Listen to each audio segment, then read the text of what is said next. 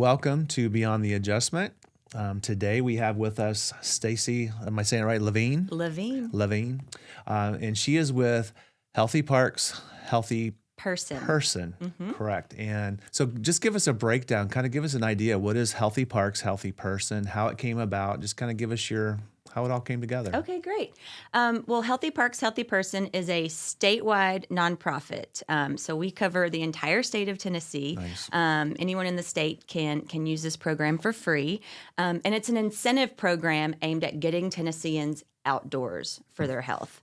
We know there's so much research behind the idea that being outdoors, being in nature, or just being outside in general is good for our physical and our mental health. So I tell all my patients, move it or lose it. Yeah, that's right. And even more benefits when you're doing that outside. So we created this program within Tennessee State Parks in 2015. Okay. We have now transitioned it outside of state government. It is now a nonprofit. But it basically incentivizes Tennesseans to get outdoors. And it does that by, we have a mobile application. I already downloaded it. You've That's the first thing good. I did. I did a little bit of research and homework on it, so I downloaded my app. The only concern I had about the app was about the streaking. Oh, goodness. I was just kidding. Yes, I'll explain that. It's a free app available for Android and iPhone, and it basically just asks you, did you get outside today? And you kind of check in each day that you get outside and do a small activity outside, small or large, doesn't matter.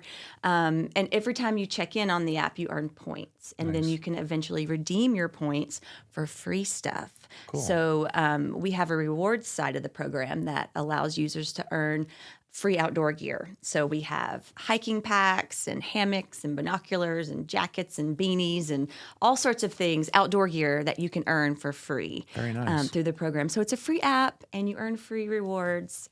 So we really think it's a win-win. But basically, the program began as a partnership between the Tennessee Department of Health and Tennessee State Parks because I don't know if you're from Tennessee. You said you were a farm kid, but I grew up in Ohio, but I've been in Tennessee now for 20 years. Oh, well, then you can be considered a Tennessean now. But here in Tennessee, we are consistently in the bottom 10 for health outcomes, least healthy state. And we're just kind of always in that bottom 10. We kind of fluctuate within that bottom 10, but we just can't seem to pull out of there. But on the flip side, we are one of only 7 states in the nation that has free state parks. So we don't have to pay to get into Montgomery Bell or any of our 58 now, I think, and we're adding a few more in the next few years.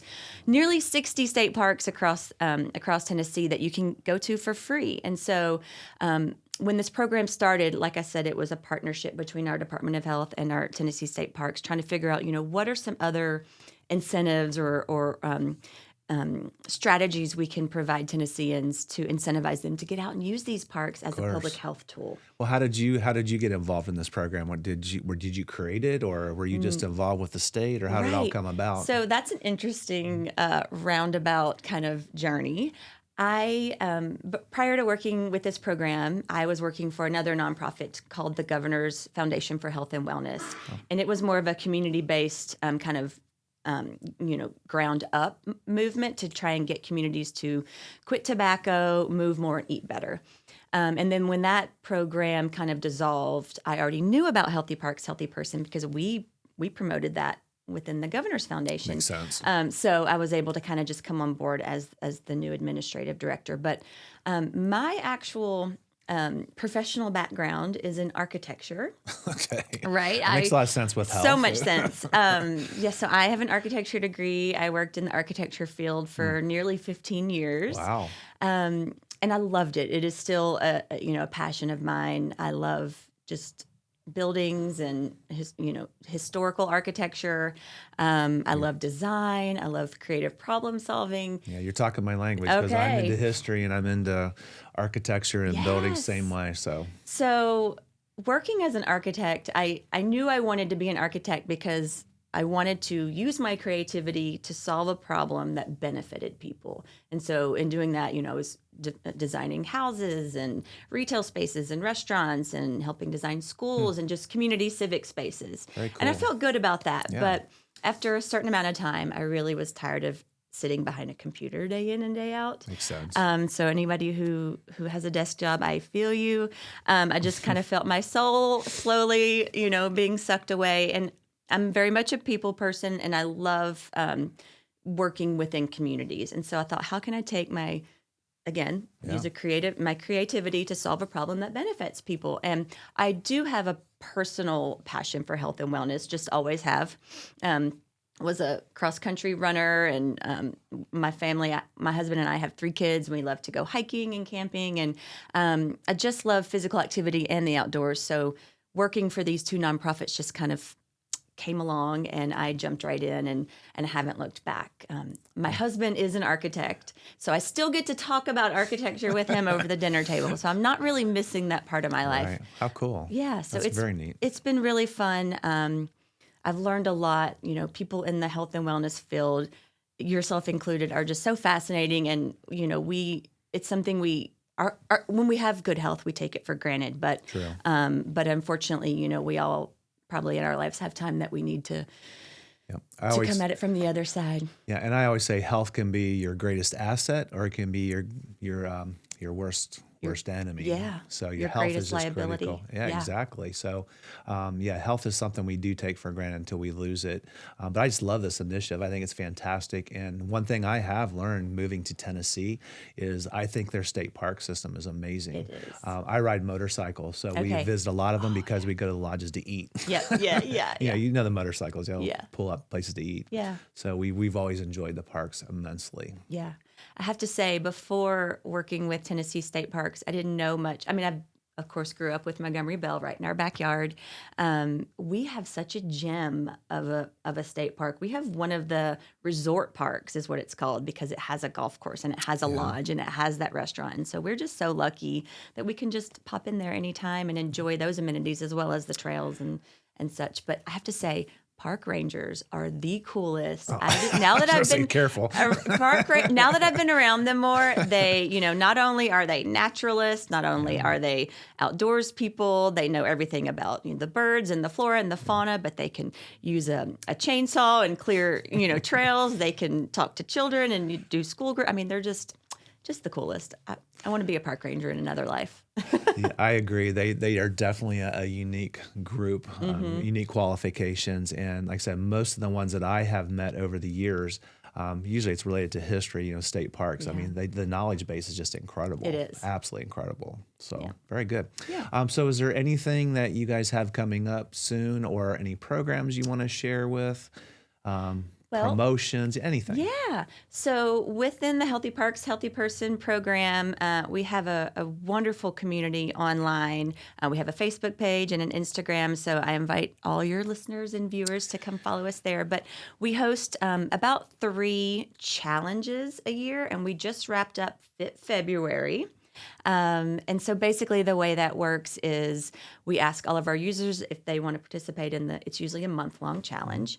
And so they just log their activities throughout that month. And then at the end of the month, the top 50 users who have logged the most days outside earn a special prize from us. We also usually ask them, there's usually a second piece of the challenge. It's that they have to upload a selfie or tag us in a social media post or something, just to help get our word out there. But we just wrapped up that. We'll have another challenge probably sometime this summer. But no, we're getting into the warmer months where people are more likely and more enticed to get outside for that beautiful weather. So it's not as hard to entice people outdoors when it's nice. It's those winter months that makes it really hard. But we know that just continuing to shout our mission of getting outside every day, even if just for 5 minutes to sit on a bench and look at the clouds. Yeah, and I think that's another big thing. And I have found as I've gotten into hiking and different things like that, is that there is a peace in nature, and that's another calming effect. And I always feel sad or disappointed when I see people going through the nature with headphones on. I know. Or their earbuds. I'm going, listen to the birds, listen to the water, and I mean, it's just there's so many things you can miss from not just paying attention or listening. Well, and I will say, we are very much in a screen-based society right now. Myself and my children included. It is a fight to get them away from those devices and screens and to get outside. But especially during the pandemic, we all, I think, it became abundantly clear that even for our mental health, we have to get outside. It's so clear that during COVID has changed so many things, and you start to wonder. I start to wonder, and is it ever going to go back to what they call normal? Right. There's a generation that doesn't really know what normal is anymore with all the social media, and it's kind of sad in a way. But I think getting back outside is a great way to break that up. Yeah. And maybe they should check their cell phones at the ranger station. Right. And I will say as well, we are an app, but the app is designed to be super simple with no frills. You just check in and then you put it away. Very cool. We know we're never going to get the cell phones and the devices out of our hands. They're here to stay, but sometimes they can be used for good. Yeah, I think it's very helpful because the app, I use your app, and like I said, the other apps is for birds. Mm-hmm. I mean, I was like, what kind of bird is that? Well, you forget, I grew up, you had to go back and study or take a mental picture. Mm-hmm. Nowadays, it's so easy. You hit the app, and it tells you exactly what the bird is. And okay, I have to know, what is the name of this bird? I'd have to look it up. It's on my phone, but it actually comes out through one of the colleges. Oh. Yeah, and it just takes a picture of the bird, and it automatically will tell you everything you want to know about the bird. That's great. It's really cool. Yeah. So let's back up a little bit to this app. And like I said, I have downloaded it, and I've been kind of going through it. Give us a little bit background, how it came about, why you have certain aspects on there, and what you have found, like experiences you have found with some of the users already. Okay. How many users? Give us some more details on that. Okay, great. Well, I will back way up to 2015 when the program was first conceptualized. The park manager at Henry Horton State Park, which is in Marshall County, he wanted to, he had been doing some reading and some research on the health benefits of nature. And he knew that getting visitors to his park, if he could get them to keep coming back, that they would create more of a habit around it, and that creating habit, creates a lasting change. Sure. So he conceptualized the idea of just creating a simple stamp card system. And he had gone out into the community and gotten some prizes from local businesses. And he said, okay, if you come and fill up your stamp card, if you come, to the park 8 times, you can turn in your card and earn a free prize. Nice. And that program was just, at his park, just a very localized program, but it worked. People were loving it, and he was seeing repeat visitors to his park, and so he was feeling good about that. And then one day he had a group from the State Department of Health at his park for a conference, and he told them about what he'd been doing with his Healthy Parks, Healthy Person stamp card system, and they thought that was really cool. Wow. And they were able to match him up with a little bit of grant money to turn the stamp card system into basically a digital stamp card system, turn it into a web app. And if anyone's familiar with what a web app is, it's not the actual apps we have on our phone. It is more of just a website. But basically, by launching the web app, he was able to launch this program statewide. And so he was able to open it up to visitors at any park across the state, and what a great idea. and find other promotions and giveaways for that. So that's kind of how it started. He knew, and the reason that the app is different from other activity trackers like Strava or Runkeeper or other activity trackers is the app doesn't track miles or steps or time spent outdoors. It just asks, did you get outside today? And that goes back to the science of behavior change. This was something else that Ranger Jenkins thought a lot about when designing the program and designing the app, is how do we create habits? We know that continued exposure over time is what helps us create a habit. And actually, he looked a lot at the teachings of B.J. Fogg. He's a professor at Harvard University in the Harvard design lab, I think is what they call it. But he came up with this equation for behavior change. And it's B equals MAT. Behavior equals motivation, ability, and a prompt. So nice. in order to create any behavior change, you have to have first the motivation. Right now it's beautiful outside. I want to be out there in it. I know I'm going to be wearing, shorts and short sleeve shirts soon, and I want to, be toned. My ability is that, that fluctuates, of course, between people and time of the year really as well. But my ability is, it's pretty easy for me to kind of walk out my door and get a walk in or head to the park or do some yoga. And then the time. Do I have the time to do this, and how do I incorporate it into my daily life? And so that's really where you have to tailor it to your personalized day. Am I going to walk my dog every day? If I live on a long driveway, am I going to walk down to get my mail instead of drive down? Where can I incorporate extra activity into my day? So we designed the app using just no frills, just check in, get that immediate reward of points. That's kind of also a motivation. It's immediate gratification. Immediate obviously. gratification. Yeah. Very nice. And we also have trail signs across the state. First partnering with Tennessee State Parks and also other city and parks departments. We have trail signs that remind you, okay, you've just started a trail, you've just hit this trailhead. Don't forget to check in on your Healthy Parks app. Oh, nice. And earn your points that way. But we also know that people love free stuff.